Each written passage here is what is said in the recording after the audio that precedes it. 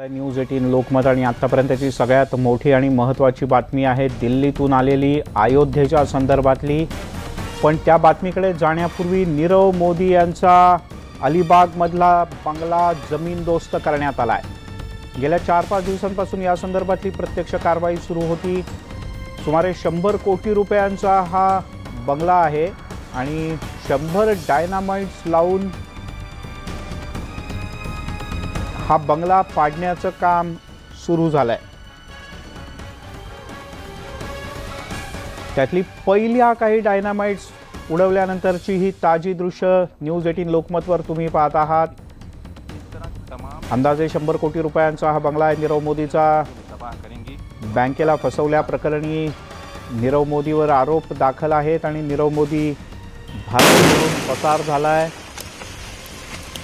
आणि नीरव मोदीच्या विविध मालमत्तांवर जप्ती आणि टाच आणण्याची प्रक्रिया सुरू झाली।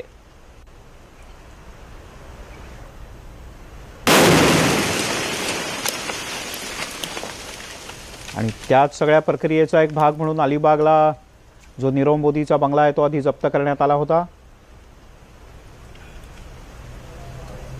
ही एक्सक्लुझिव्ह दृश्य तुम्ही पाहताय फक्त न्यूज 18 लोकमतवर आणि ही सुरुवात आहे।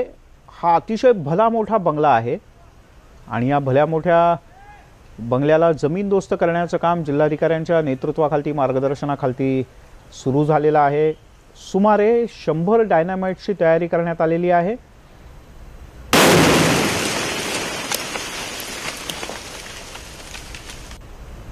आणि या पद्धतीनं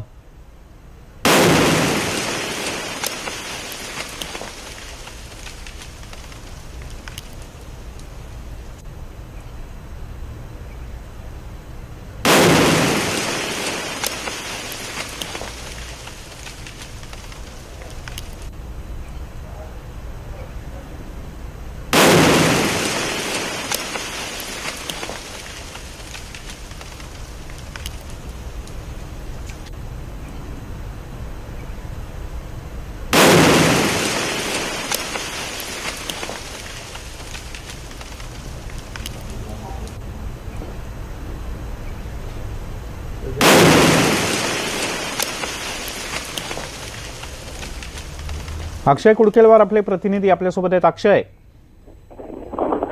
मिलिंद सर, साधारण 30,000 स्क्वेअर फीटावर या बंगल्याचं बांधकाम करण्यात आलं होतं। बंगला प्रशस्त असा हा बंगला बांधण्यात आला होता आणि जेवढा प्रशस्त होता तेवढाच हा दणकट आणि मजबूत असा बंगला होता आणि त्याचमुळं कुठतरी जास्त श्रम हे पाडायला लागू नये, जेसीबी पोकळण अशा जास्त साधनांची आवश्यकता बंगला पाडण्यासाठी लागू नये यासाठी या ठिकाणच्या जिल्हाधिकाऱ्यांनी एक निर्णय घेतला होता की नीरव मोदी ज्यांना भारतीय सरकारनं पळकुटा घोषित केलाय, त्यांच्यावर 13,000 कोटीचा घोटाळा पीएनबी बँकेमध्ये केल्याचा आरोप आहे आणि या आरोपानंतर ईडीने कारवाई त्यांच्या सगळ्या संपत्ती जप्त करण्याची केली होती।